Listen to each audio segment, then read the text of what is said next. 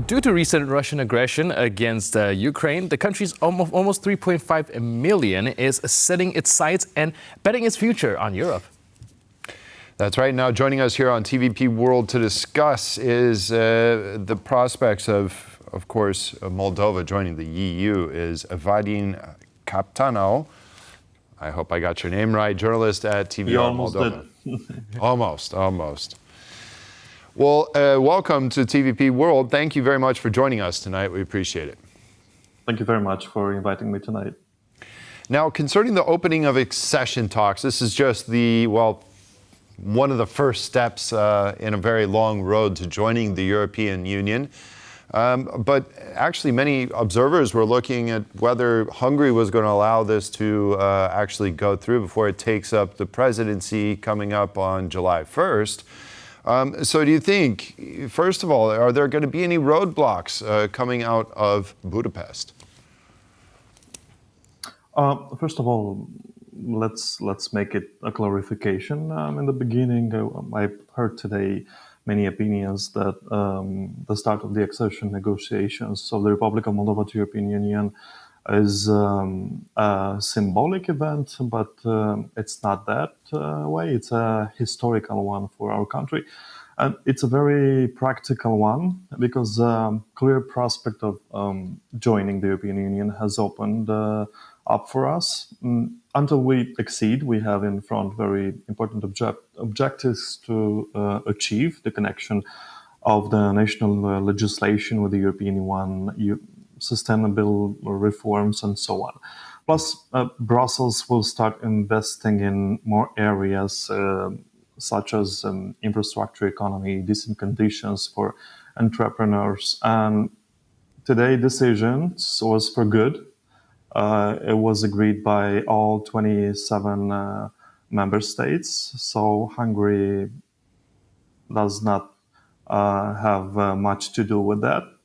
Also, there will be some pre-accession funds which will open for economic integration projects for Republic of Moldova, infrastructure development. So then, when we become a member, there will not be economic or cultural shocks. To become a member of the European Union, the country's GDP must be at least 50% of the European average. Currently, the Republic of Moldova has 35% of the European average, so the authorities have a lot of work to do to meet these standards.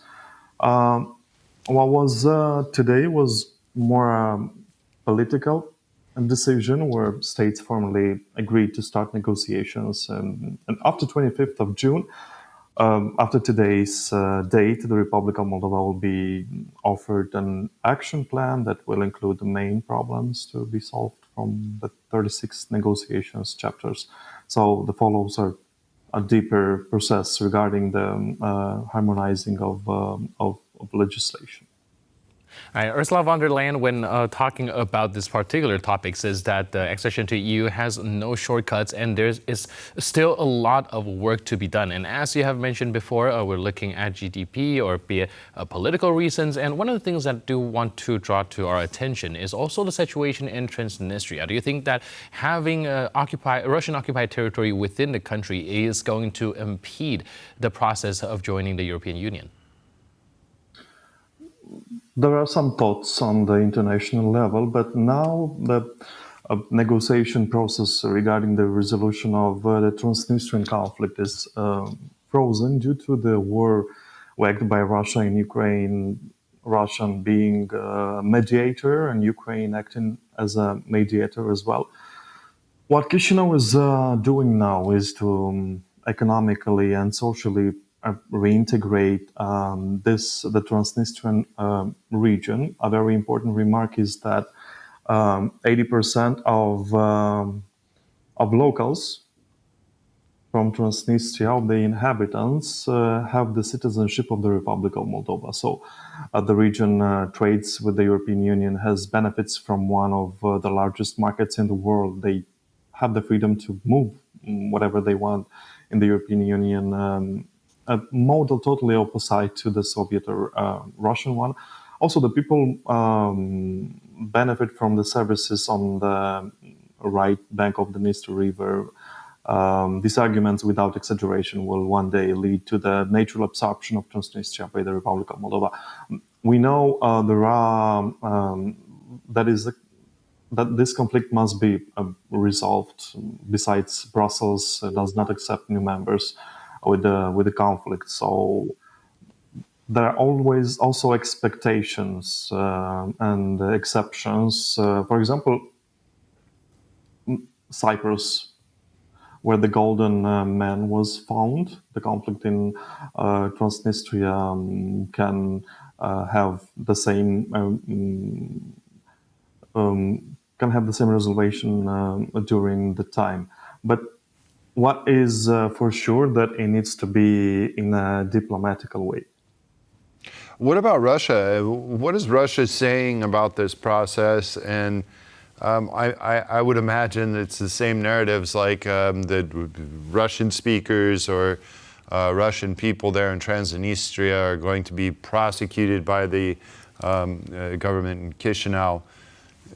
What is the Russian stance as far as Moldova wanting to choose a European future? Well, it's not that way. As I said, 80% of the people from Transnistria, they have the Republic of Moldova citizenship because they understood that it's easier to live in a free country, but not with the Russia. So, is it certain that the war in Ukraine accelerated the process of starting negotiations for the accession of the Republic of Moldova to the European Union? So the Republic of Moldova, we have a war as well in our country. It's a hybrid one. The Russian Federation uses disinformation, the politicians blackmail, and so on. So we are maybe in a bigger danger than Ukraine, but we have to work on that. So it must be the greatest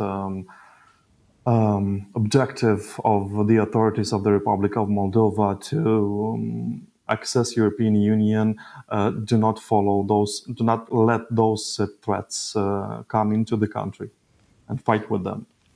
All right, we've recently saw the European Parliament election behind us, and well, in this election cycle, we do see a lot more Eurosceptic parties being elected. Do you think that's going to impede Moldova and Ukraine's process of joining the European Union now that there is a stronger political divide within itself?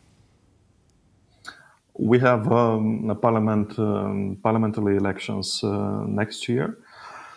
But this year we have a referendum in the fall in the Republic of Moldova on the 20th of October, where the citizens will have to answer whether or not they agree with the country joining the European Union.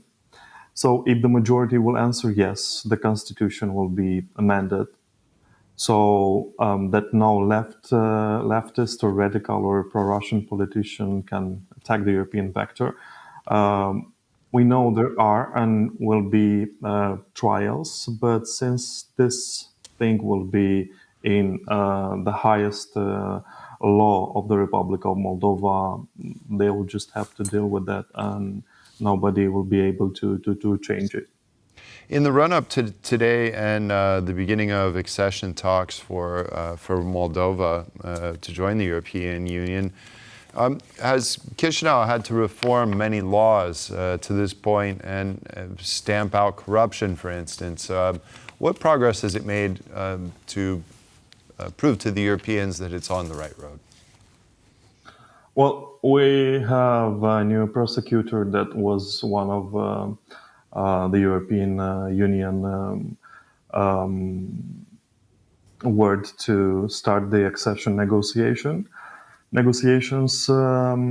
So we had a new prosecutor, general prosecutor, but there is a lot to do. I think that the most work will be in the field of justice, deeply penetrated by oligarchic elements from Plahotniuk's time, in the field of fighting corruption.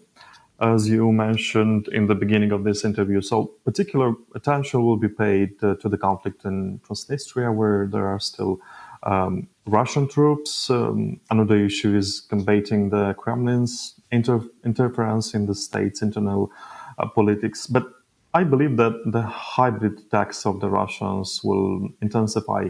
So as we have some important results regarding the European Union accession, and I think Putin will try to divert through disinformation Moldovan politicians loyal to the Kremlin, such as the fugitive oligarch Ilan Shor or the former president of the Republic of Moldova, the socialist Igor Dodon.